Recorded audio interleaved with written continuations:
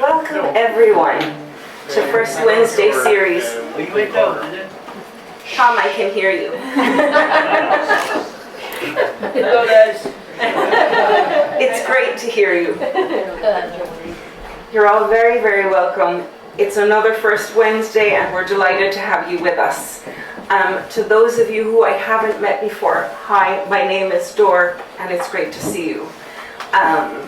I have a couple of announcements before I introduce our featured reader today. So I'm happy to say that we got funding from Creative Ireland through the Arts Office in Limerick.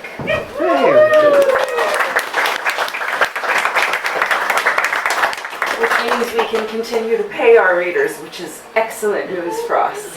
Onward to poetry stuff, which is why we're here. I'm delighted to welcome Anne Donnellan today. I first met Anne at a poetry workshop, and Anne's poems always have a lovely cadence, which you will hear in a minute. And she has a new book out, so it was a great opportunity to ask her to come and read for us. And just a few more formal words about Anne. She has published 2 collections of poetry with Revival Press. Her second collection, If Only We Could Bottle It, over there on the table with Marion, was published in December 2025. Anne's work has appeared in many poetry journals. I'm only going to mention a couple. So Cranog, Skylight 47, Drawn to the Light Press, Ropes Journal, Cassandra Voices, and Ink, Sweat and Tears out of the UK. She is the curator and host of the Galway Poetry Lobby series, which if you haven't been to yet is an absolutely lovely space with great poetry. So no more from me. Anne, will you come and give us a reading? Okay, hello everybody. And thank you so much to Dor and Lauren and probably Dominic has some role in this too. I expect you're all together in this anyway, and it's lovely to be here. I read before during the Poetry April month 3 years ago, and it was a lovely experience. And the whole thing about poetry is the community of poets. That to me is one of the biggest things we've achieved, because we kept it going all the time through COVID, and we need each other. It's very important. It's an insular activity. I needn't tell you that. Go into a room and write a poem. You know, you're physically on your own, and it's just wonderful to have that camaraderie.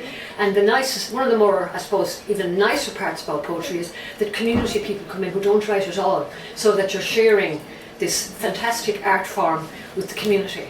And I suppose in the times we live in, poetry was never more important. And we have a tradition in our country with the printed word. We're an amazing nation for reaching out. And I think in the times that we're living in, it is so important that we don't lose sight of that and preserve that strong heritage we have in writing and sharing and taking people on journeys. So I'm going to try and take you on a journey. Oh, one thing I want to say, I just picked up this week, someone said, you write poems because you need a place to be where what isn't maybe. Just love that. I saw it on Facebook, I think Flish McCarthy. So I'm going to start, as Dora said, it's my second book, and a lot of my first book was about my past, and my second book is still about my past. So I think our childhood is always with us. We really cannot get rid of it, and it keeps coming back again, and it's probably a healthier thing to write. So a lot of the first couple I'm going to read are about stuff that I experienced as a child more than 50 years ago. And immigration was very much part of our lives in Clare growing up, and there was always somebody going, and there were always tears. I can remember it so vividly. And it's sad, immigration is sad for modern day as well, because there is pain, but there was more pain then because people rarely came back, and if they did, it was for short visits. So this is the first one, is about my sister. It's called 60 Years of Saying Goodbye. It always ends in tears. You returning to your New Jersey place, early mornings with clasped suitcase, damp-cheeked, on holy water misted steps. Our mother and father waving in the doorframe, each farewell as if their last. Our child lives parsed with partings, bits of pain lodged in our veins. How lucky those who never lost a sibling to the dollar, or spent summer's end mourning togetherness, waiting for a word of your safe landing. Since you passed, brokenness settled us. As a hollow in an old tree nourishes hidden beings, shy beetles at rest among the leaves, we stop searching for light.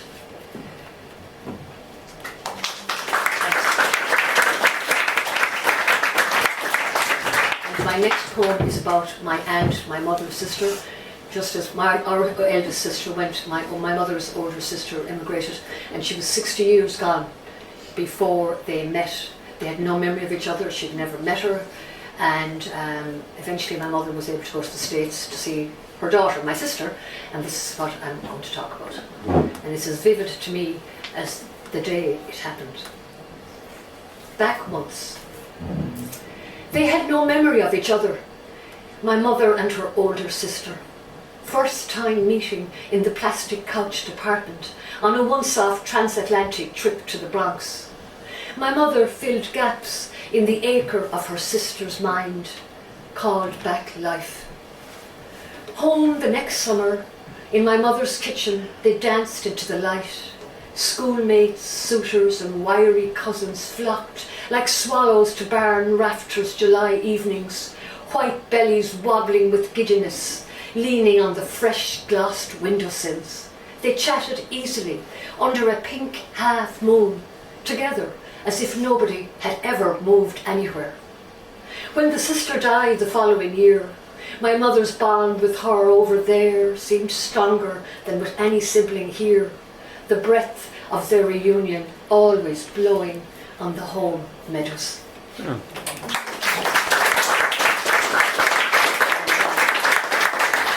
This next one is about my grandmother, and again, all of her family practically. There were 13 kids, and I think maybe 8 or 9 of them had immigrated.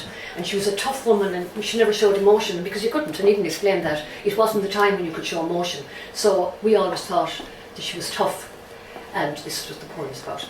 Lemon drops. She cooked dreary bacon dinners and slogged strong tea from a chipped mug. She never crossed the county boundary, but bussed to Listonvarna's sulphur baths, September's end, relieved from bucketing animal feed and coddling her bachelor sons, tethered in the awkward silence of oddness. Nevertheless, she devoured the Sunday press, played spot the ball, and knew the stuff of stars that danced in other places, made more of the stranger than her own. When they laid her out in the front room, rosary beads of broken intentions threaded her calloused fingers. The sour of her wagging tongue lingered in the gathers of the drawn curtains. A bag of lemon drops nested inside the flap of her cornflower bib, hooked on the pantry door, her path to a child's heart on a Sunday.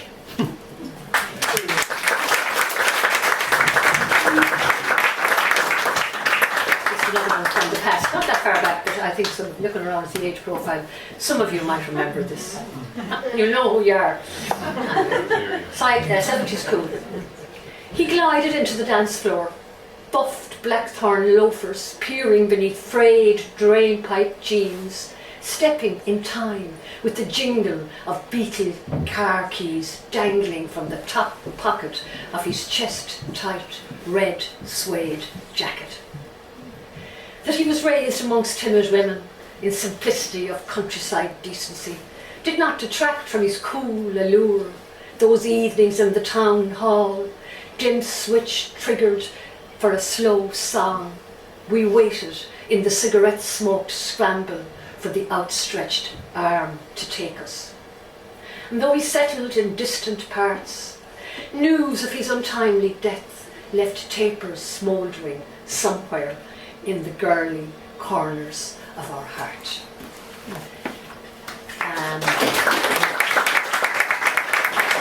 This is a timely poem. I actually read this poem. I was away last week and I did an interview for Galway Bay FM. It was just promoting the poetry lobby in Galway, and I didn't say that I was in Portugal when I did it, naturally. But it just was funny, and we were talking about Ash Wednesday, and I said something that, we didn't see any. I'm sure even here, very few crosses were seen, and they were very common. Obviously, everybody got the cross on their forehead. And this is my experience, again, probably 50 years ago again, for Lent. I'm trying to find it now, sorry, I had it already, and now I've lost it. God, sorry about this. 39, 40, oh God. This happens. Here it is. It's 29.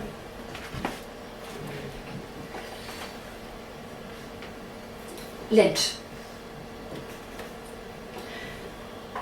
As if it wasn't enough cycling 3 miles to 8 o'clock mass on cold, white mornings, I stayed in the chapel after the final blessing. Too early for class in the Kalashta, I filled in time around the shadowy stations of the cross, the unconditional faith of childhood drawing me with drills and hymns to the sealed tomb at the 14th. I prayed for resurrection, that the sun in the sky might dance Easter morning. Ash Wednesday, years on, as light dawdles around the edge of a cloud, and seeds of promise struggle to scatter, I yield to Lent, a tombstone thrown back that hardly matters at all.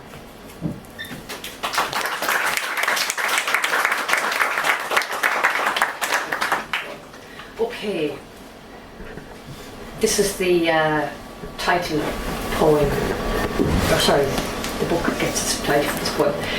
If only we could bottle it. We fall into the frenzy of the Agadir Souk, touring women lured by gold and pure, like farm geese searching for a desert puddle. We trawl through twisting stalls, stop by the bottle-stocked shelves, test thick amber liquid. Fruit of cunning roots drilled deep in beige sands, seeking water. Battled arid storms, Argania spinosa. Your oil adds sheen to seasoned skin, beats the flaking charge of the years. We stack our bags with miniatures, some of us old enough to remember our grandmother's glow, washed in the outside barrel, soft rainwater mixed with silken morning dew. Okay. I'm going to go on to present times. I wrote this 2 years ago, it's still applicable.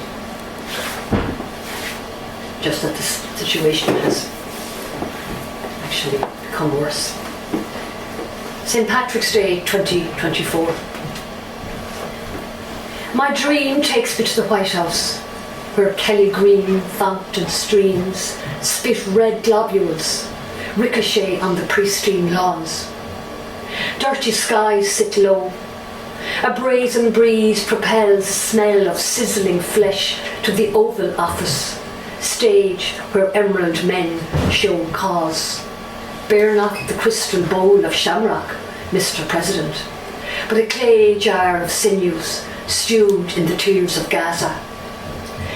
I wake to the daymare of a festival episode. Stars of our sod line out to stroke your cloak, Mr. President. Detonate the oval space with leprechaun lyric. Like a gaping silence of Connemara stone, what remains unsaid scars my heart.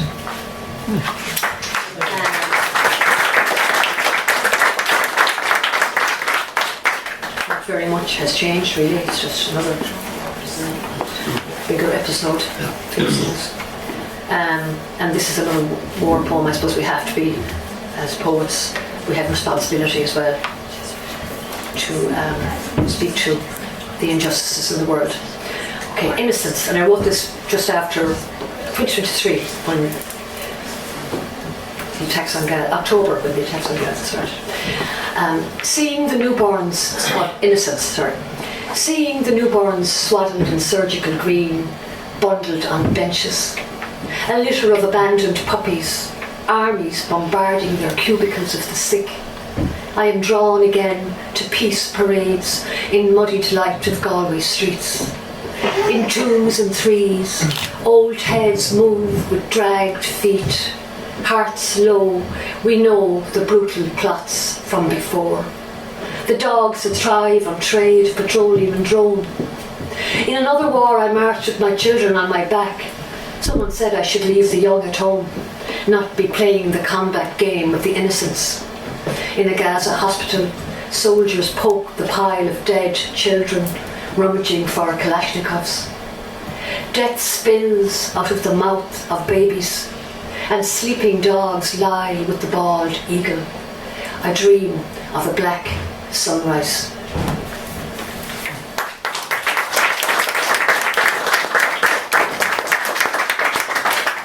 And I'm going to move on now to a bit of hope, because it can't be down, and you know, I really believe that poetry gives us hope as well. As I said, it takes us on the journey somewhere that might give us a bit of clarity or a bit of solace.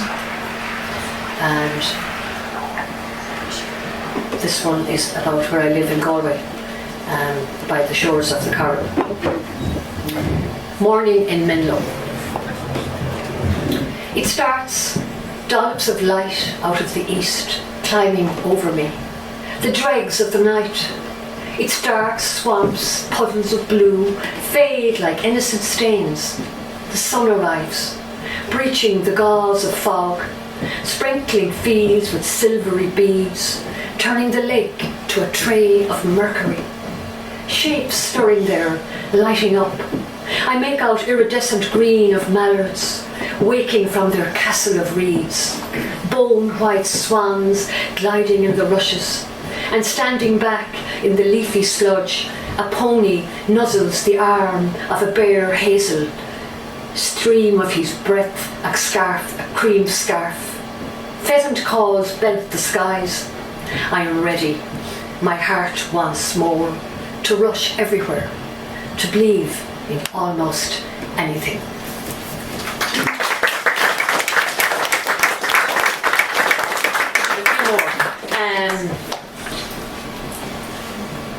This is, I love this one myself. It's about, I go to church in a tiny church in Menlo, and it has a lot of traditions attached to it.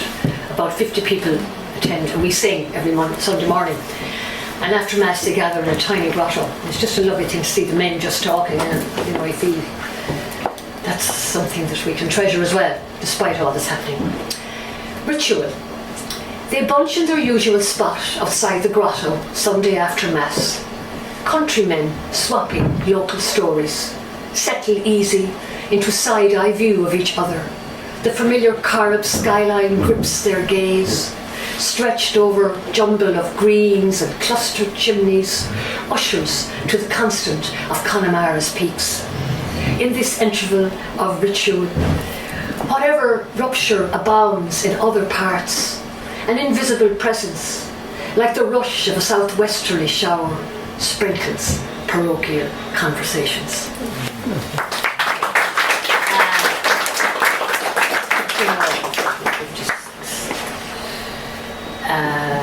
I spent a lot of time, this one, my father was in this. I always think that my aunts and the female side of our family seem to feature more, so I'm conscious of reading this.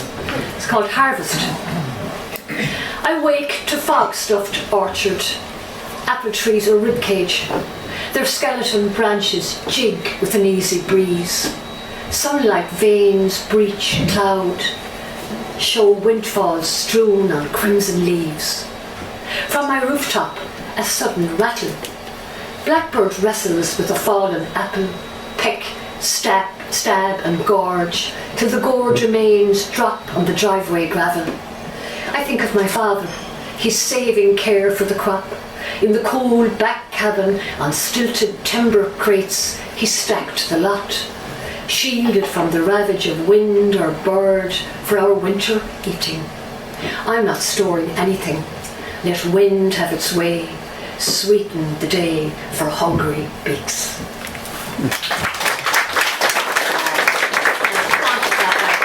There's a lot of time in Connemara, and you know, who wouldn't be inspired by Connemara? We call it our Never Never Land. The colour, the mountains, the wonder of it all. And this is called Beyond Recess. And Recess is, you might know, between Clifton and Nairn Cross. It's kind of a viewing spot and people stop, and there's always people taking photographs of the lake and the trees in the middle and the mountains. It's just beautiful, and I tried to capture it in this. It's called Beyond Recess.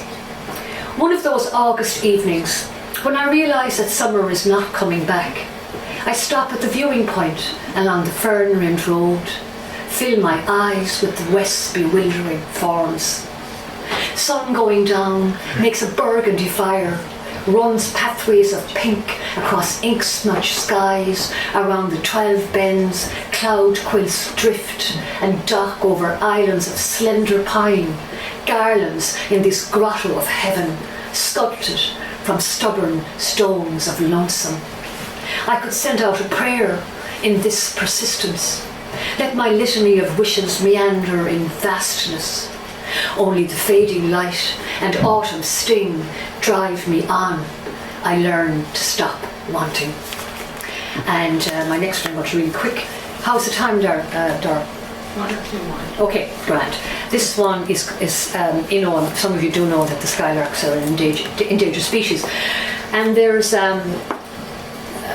are a number of sanctuaries for them. One in Donegal, and I know the skylark makes its nest on the grass, and because of mechanisation, they're not very safe in farms. But in Clifton, you've got especially in the golf course in Clifton, you have the marram grass, which isn't cut because of the rough. So the vision of these in May is just incredible, and they swoop and dive, and they're the most beautiful singers, and they're fairly safe. So it's one of the places where they have great prominence. And I wrote this about 3 years ago, just at the Bay Bank holiday. Skylarks on Kilmara Golf Course. On the fairway of the Fifth, between surf and patched peaks, your crystal trills, high in ink-puckered sky, delay the game. Heads raised, our eyes chase spiral climb of legato notes. Wait for your parachute drop, your cups of rough. Uncut green, still safe for your clutch. By a rim of an earth dimple, we glimpse the crest of your crown, glittering like diamond needles, till shadow of black-backed gull guillotines your tune. We drive on, praise the space that draws you and us in, while moors in other parts sever the summer sound of your song, gone forever. What's 60? What's left?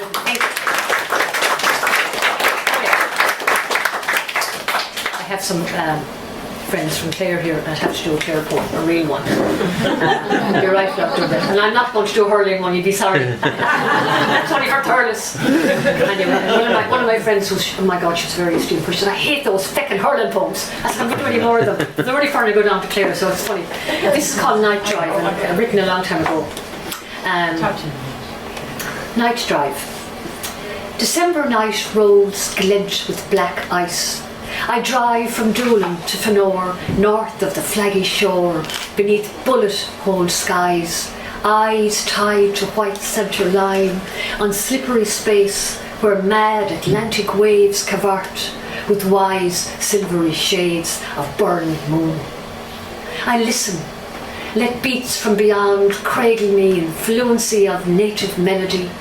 Michael Russell's prize palette of whistle tunes fills my ears, his jigs and reels with rolls and rounds of glottal stops, swell and ebb, deliver me from coastal dreams to below Ballyvaughan, where I close the door on the Clare airs, drive in dissolved moonlight, restored in raw rhythm.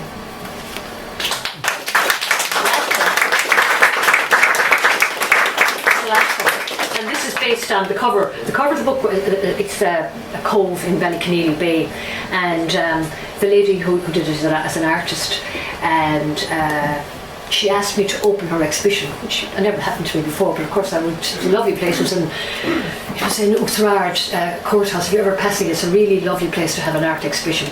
And so I said, well, I'll make a big speech now. So I did a whole thing about poetry and everything and art, and they were delighted. And then I thought, well, I could ask her, could I use this Oh, sorry, she didn't know I was going to do this. I wrote a poem for this painting that was on sale, and it's an ekphrastic poem. So it went down a treat in Connemara, and a lot of people bought the book because of the cover. So it's a classic case of, you don't judge the book by the cover anyway. So it was great. The Cove. It must have been a pet day when you floated your easel on the jade crest. Let ocean shades inhabit your palette. Slithery shapes of blatherwrack and kelp splashed on the expectant face of your canvas. Your brush catching shoals of pinks and mint greens lures us through translucent tunnels of undersea glee. Purplish rock chunks command your attention. Wrap the tawny strand with conviction, like Grania whales, warriors standing guard beneath silvery skies, braced for sunshine bursts. Innocent mobile homes lounge on the park above, applaud your pencil path to our smug bathing spot. Your work is loving the cove we love, mirroring our measure of Ciaran Moore. We surf on your wave-washed colours. A strawberry moon drives the tide of our pulse, our hearts bulge. Thanks a million.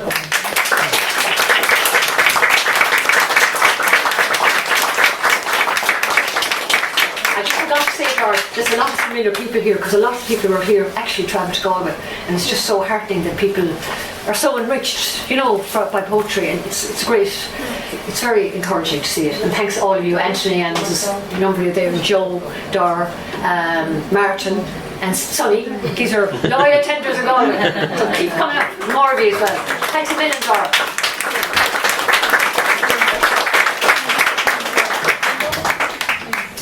Thank you so much, Anne. I think this night it's lovely to be here every month and to have the videos on YouTube and stuff. Like, we're creating a living document of poetry happening on the west coast of Ireland at the moment, and thank you, Anne, for contributing to that. So let's give Anne another round.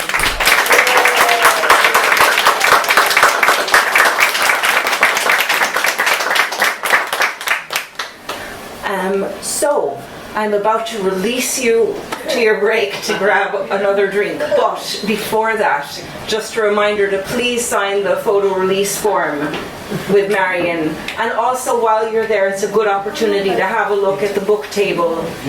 And after the break, we'll be passing around a little poster, as we do every month, for people to write little comments for Anne as a memento, so she always remembers her night at the White House. So go 5 minutes, be back. See you soon.